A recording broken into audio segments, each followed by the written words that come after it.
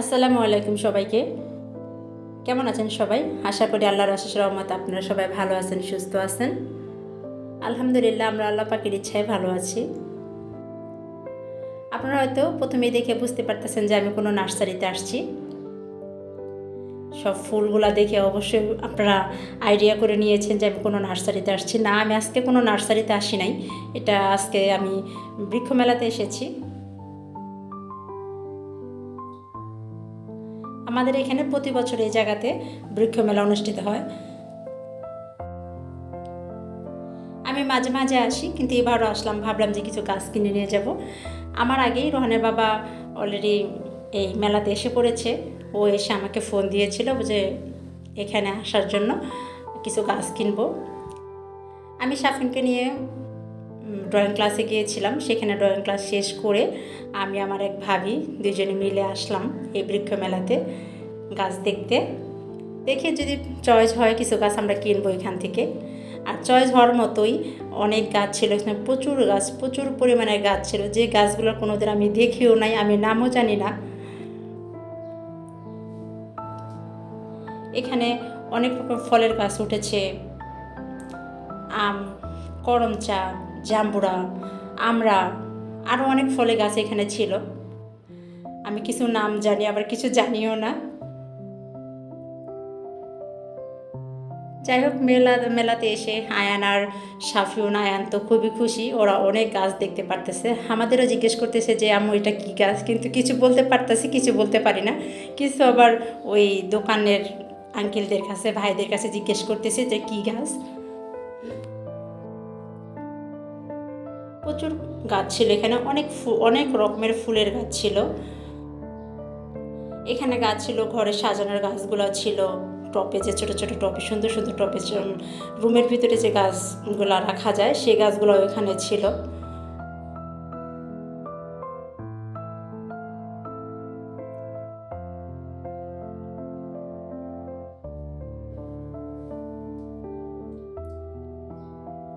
অনেক গাছই এখানে ছিল, কোনটা রেখে কোনটা নেবে সেটা বুঝতে পারতেছিলাম না। কিন্তু আমরা যাওয়ার আগেই রোহানের বাবা কিছু গাছ কিনে ফেলেছিল। কিছু ফুলের গাছ ছিল, কিছু পাতাবাহারি গাছ ছিল। আর আমার এই গাছগুলো দেখতে ভীষণ সুন্দর লাগতেছে, কিন্তু রোহানের বাবা নাকি এগুলো নিবে না। সে বলতেছে এগুলো কয়েকদিন পরে মরে যাবে, তুমি এটা রেখে অন্য গাছগুলো নাও।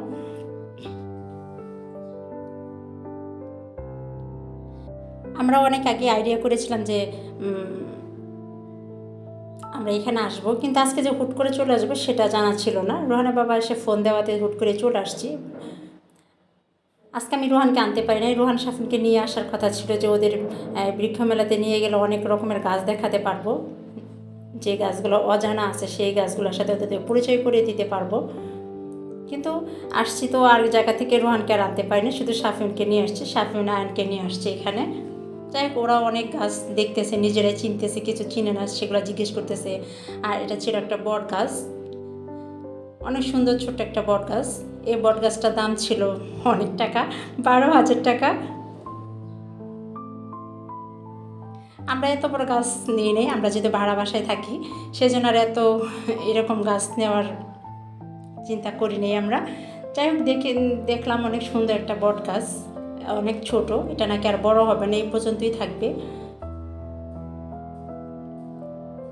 আর কিছু কিছু ফল গাছ ছিল, একদম ফল ধরা ছিল, ছোট ছোট, এগুলো সব কলমের গাছ ছিল, যেগুলাতে ছোট ছোট ফুল আসছে, ছোট গাছগুলোতে ফল আসছে।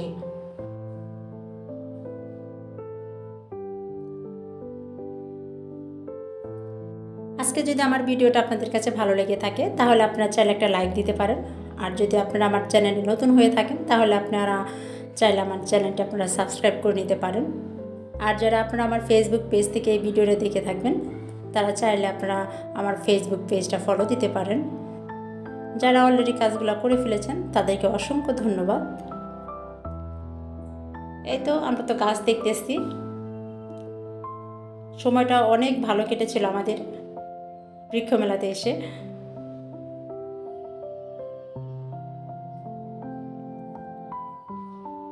আমরা এখন এই সাইড বের হয়ে অন্য সাইডে চলে যাচ্ছি। অনেক বড় এরিয়া ছিল, প্রচুর গাছ এখানে।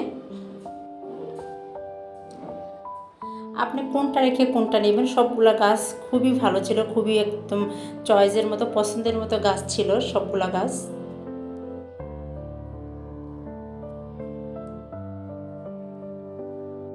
তবে আমরা এই মেলা থেকে 10টা গাছ কিনেছিলাম, ফুল গাছ সহ, ফুল গাছ, কিছু পাতাবাহারি গাছ ছিল, 10টা গাছ এখান থেকে কিনেছি।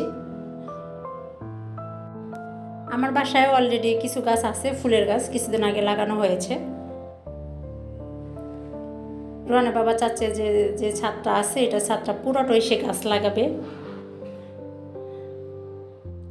দেখে আজকে 10টা গাছ নেওয়ার পরে কি হয়, কতটুকু জায়গা থাকে।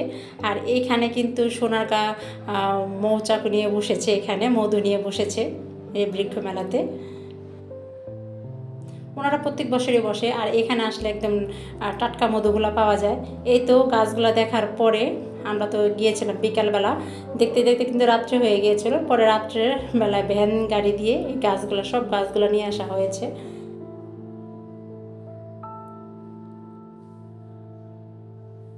তবে আমরা চাইবো এই গাছ লাগানোর কোনো সময় লাগে না, আমরা যে কোনো সময় গাছ লাগাতে পারি, কিন্তু একটা বৃক্ষরোপণ করা মানে যে অনেক কিছু। আমরা অবশ্যই আমরা একটা না একটা বৃক্ষরোপণ আমরা করবই, কোনো না কোনো গাছ আমরা লাগাবোই। আর দেখা যায় আষাঢ় শ্রাবণ মাসে কিন্তু গাছগুলো কিন্তু বেশি লাগানো হয়। আমরা অবশ্যই চাইবো সবার বাড়িতে হোক, যেখানেই হোক না কেন, আমরা কোনো না কোনো গাছ লাগাবোই পরিবেশকে ভালো রাখার জন্য। আর যত গাছ বেশি হবে তত আমাদের পরিবেশটা ভালো থাকবে, আমরা অক্সিজেনও ভালো পাবো।